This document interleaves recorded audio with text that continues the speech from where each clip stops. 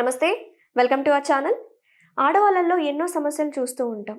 కానీ ఈ మధ్య కాలంలో ఎక్కువగా చూస్తున్న సమస్య ఏంటంటే క్యాన్సర్. క్యాన్సర్‌ని మనం ముందే ఎలా గుర్తించొచ్చు? ఎలాంటి ప్రివెన్షన్స్ చేసుకోవాలి? అనే విషయాలు తెలపడానికి మనతో పాటు ఉన్నారు ప్రముఖ gynae oncologist doctor Sai Lakshmi Diana garu from Apollo hospitals Hyderabad. Doctor గారిని అడిగి మరిన్ని విషయాలు తెలుసుకుందాం. నమస్తే డాక్టర్ గారు. నమస్తే అన్న. డాక్టర్ గారు, ప్రస్తుతం మహిళల్లో చూసే సమస్య క్యాన్సర్. ఈ మధ్యకాలంలో 85% వరకు మహిళలు క్యాన్సర్ బారిన పడుతున్నారు. అసలు ఈ క్యాన్సర్ రావడానికి గల కారణాలేంటి? దీన్ని మనం ముందుగానే ఎలా గుర్తించవచ్చు? క్యాన్సర్ మహిళల్లోనే కాదు అండి, పురుషుల్లో, పిల్లల్లో కూడా చాలా ఎక్కువగా చూస్తున్నాం ఈ మధ్యన. సో ఇట్స్ బికమ్ మొత్తము వరల్డ్ వైడ్ డిసీజ్ అయిపోయింది. ఫ్యామిలీలో ఎంతో మందికి ఎఫెక్ట్ అవుతుంది. అవును. అండ్ మెయిన్లీ 40 years దాటాక we're seeing more cancers. So మీరు ఏ హాస్పిటల్ కన్నా మంచి హాస్పిటల్కి వెళ్తే ఈ క్యాన్సర్ స్క్రీనింగ్ ప్యాకేజెస్ అవి చూస్తూ ఉంటారు. హెల్త్ చెకప్ అని, అవన్నీ 40+ years పైన ఫోకస్ చేస్తాము. Okay. So if you are 40+, male or a female, cancer screening package చేయించుకోండి. మీ ఫ్యామిలీ హిస్టరీని బట్టి మీకు ఏ ప్యాకేజ్ సూట్ అవుతుంది, ఏ టెస్ట్ సూట్ అవుతున్నాయి అని చెప్తున్నాము. This is because we know that once you cross 40 మన క్యాన్సర్ రిస్క్ ఎక్కువ అవుతుంది. అట్లానే అంతకన్నా తక్కువ మనుషులు ఏజ్లో తక్కువలో రాదు అని కాదు. But if you focus on women, మనం ఇవాళ విమెన్ పైన ఫోకస్ చేస్తున్నాం కాబట్టి అవును. If you talk about women, the woman has an ability to procreate. That is a speciality. ఆ మనిషి ఇంకొక మనిషికి జన్మ ఇవ్వగలదు, పెంచి పోషించగలదు. By breast Right. Feeding and falling pregnant, a woman can give birth and take care of a child. That is a speciality and a blessing to the woman. But ఇదే blessing ఒక కర్స్ కింద మారొచ్చు. Because two most common cancers ఇండియాలో ప్రతి 8 మంది లేడీస్లో ఒకరికి ఈ రెండిట్లో ఏదో ఒక క్యాన్సర్ కనిపిస్తుంది. ఒకటి బ్రెస్ట్ క్యాన్సర్, ఇంకొకటి గర్భసంచి క్యాన్సర్. ఓకే. సో ఏ గర్భసంచి మూలంగా, బ్రెస్ట్ మూలంగా ఈ అమ్మాయి ఇంకొక లైఫ్ ఇవ్వగలదో ఆ 2 ఆర్గన్సే తన లైఫ్ తీసుకుంటున్నాయి. That is a sad part of it actually. Yes. So will focus on గర్భసంచి క్యాన్సర్. గర్భసంచి ముఖద్వారం అని ఉంటుంది. This is a lower most part of the uterus. ఈ lower most part of the uterus వెజైనాలోకి ప్రొట్రూడ్ అవుతుంది. So గర్భసంచి ఒక బాటిల్ లాగా, అండ్ బాటిల్కి ఎలా అయితే మూత దగ్గర ఒక చిన్న హోల్ ఉంటుందో గర్భసంచికి కూడా అలాంటి హోలే ఉంటుంది. ఈ బాటిల్ పైన అప్సైడ్ డౌన్ ఉంటుంది. So when this woman is sexually active, sex చేసినప్పుడు ఆ పార్ట్, సర్విక్స్ అనే పార్ట్కి కాన్స్టెంట్గా రబ్బింగ్ జరుగుతుంది. ఇంకొక మనిషితో అక్కడ తాకిడి ఉంటుంది. దాని మూలంగా లైట్గా ఇన్ఫెక్షన్ స్టార్ట్ అవుతాయి. ఈ ఇన్ఫెక్షన్ మూలంగా నొప్పి ఉండదు, డిశ్చార్జ్ ఉండదు, ఏమీ ఉండదు. సో మనకి ఆ ఇన్ఫెక్షన్ వచ్చినప్పుడు, అది మనలో పెరుగుతున్నప్పుడు మనకి అసలు ఆ ఇన్ఫెక్షన్ ఉందని కూడా తెలియదు. ఓకే. బట్ ప్యాప్ స్మియర్ అనే టెస్ట్ చేస్తే తెలుస్తుంది మీకు ఈ ఇన్ఫెక్షన్ వచ్చింది. ఓకే. దీని మూలంగా సిమ్టమ్స్ లేవు, బట్ సెక్స్ చేసిన మూలంగా ఇన్ఫెక్షన్ వచ్చింది, మీరు డాక్టర్తో చూపించుకోండి అన్న ఇండికేషన్ ఈ టెస్ట్ ఇస్తుంది. బట్ మనం ఆ టెస్ట్ చేయించుకొని లేదనుకోండి, దెన్ ఆ ఇన్ఫెక్షన్ ఒక 10-15 yearsలో క్యాన్సర్ కింద మారే ఛాన్సెస్ ఉన్నాయి. ఈ పాప్ స్మియర్ టెస్ట్‌ని అట్లీస్ట్ 1 yearకి ఒకసారి చేయించుకుంటే నాట్ నెసెసరీ అండి. That is a beauty of this cancer. Okay. క్యాన్సర్లో బ్యూటీ అనేది ఒకటి మనం వెతుక్కోగలిగితే, ఈ సర్విక్స్ క్యాన్సర్ ప్రతి 8 మంది లేడీస్లో ఒకరి లైఫ్ తీసుకునే ఈ క్యాన్సర్ మనకి ఇన్ఫెక్షన్ వచ్చిన 15 years వరకు రాదు. ఓకే. సో ఇంత స్లోగా పెరిగే క్యాన్సర్ ఇది. సో 20 yearsకి ఒక అమ్మాయికి పెళ్ళయింది అనుకోండి, ఇన్ఫెక్షన్ వచ్చింది, ఇది 35-40 years వచ్చే వరకు క్యాన్సర్ కింద మారదు. మనకి ఇంత టైం ఉంది అది పట్టుకోవడానికి. It's a very slow growing cancer. So ఈ క్యాన్సర్ని మనం అసలు 100% తీసేయొచ్చు. We don't need to get this. Okay. So 3 yearsకి ఒకసారి చాలు. ఈవెన్ వన్స్ a year కూడా అవసరం లేదు. ఓకే. 1000-1200కి చేస్తాం ఈ టెస్ట్. 3 ఏళ్ళకి ఒకసారి చేయించుకోమంటాము. సెక్స్ జరిగిన 3 years తర్వాత స్టార్ట్ చేయమంటాము. ఈ ప్యాప్ టెస్ట్ చేస్తే మీకు సర్విక్స్ క్యాన్సరే రాదు. మరి ఆ మాత్రం దానికి ఎందుకు రోజు ఇంత 100 మందికి వస్తుంది? అవును. So it's a preventable cancer. So ఎలా ప్రివెంట్ చేసుకోవచ్చు డాక్టర్ గారు? Same thing. Once you are been sexually active, family life start చేసిన 3 yearsకి గైనకాలజిస్ట్ని కలిసి ప్యాప్స్మియర్ చేసుకుంటే ఓకే. టెస్ట్ నార్మల్ వస్తే మళ్ళీ 3 ఇయర్స్కి వెళ్ళి మళ్ళీ టెస్ట్ చేయించుకుంటారు. ఓకే. టెస్ట్ తేడా వచ్చిందనుకోండి దాని gynaecologist will remove that abnormality.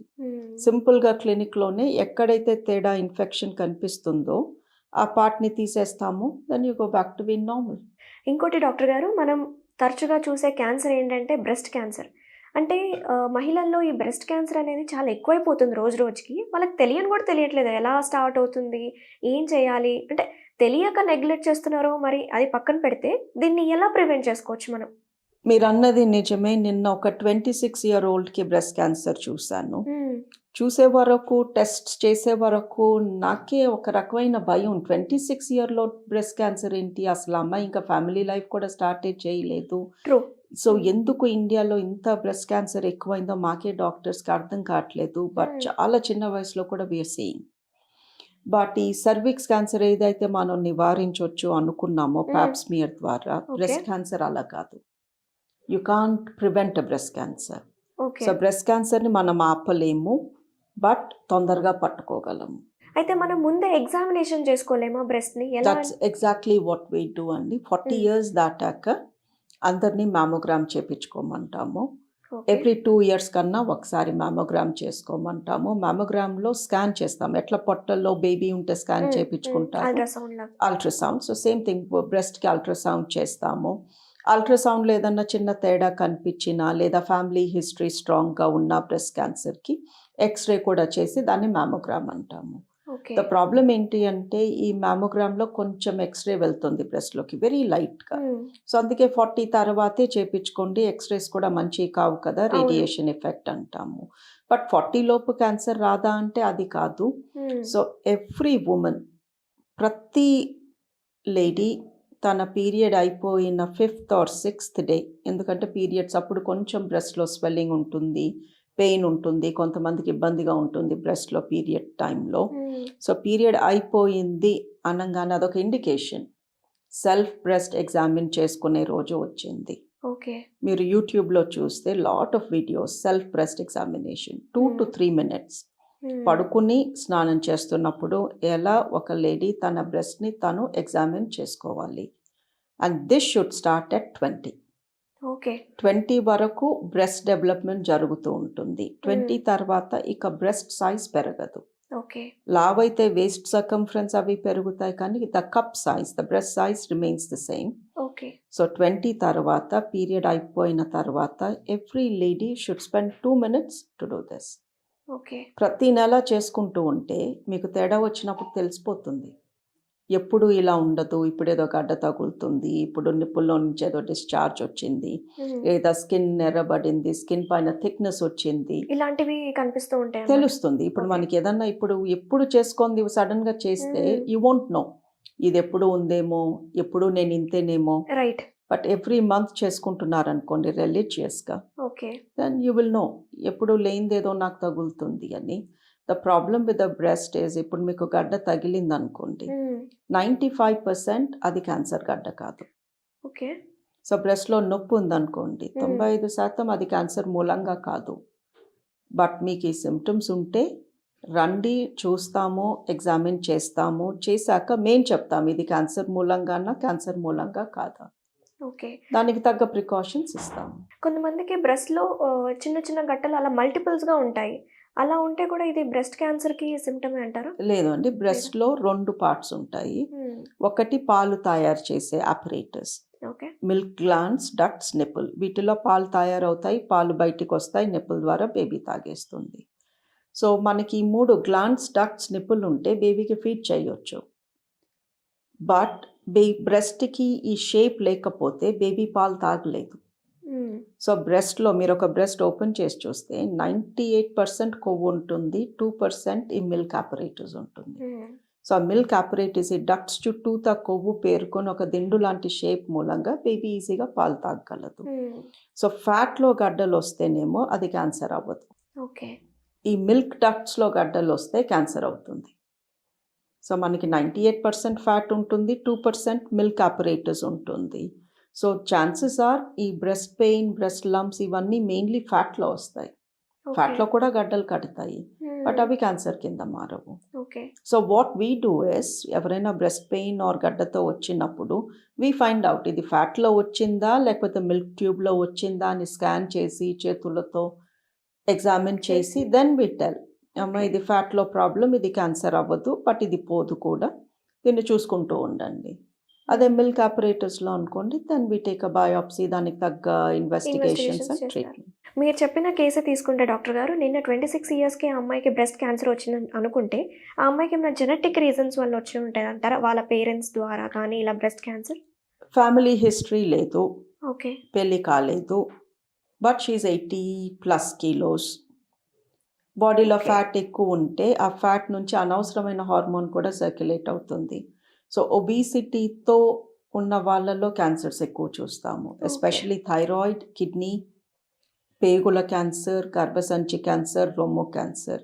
అలా అని అదొక్కటే రీజన్ అంటే ఐ కాంట్ థింక్ సో. చాలామంది ఓవర్ వెయిట్ ఉన్నారు, మరి వాళ్ళందరికీ బ్రెస్ట్ క్యాన్సర్ లేదు.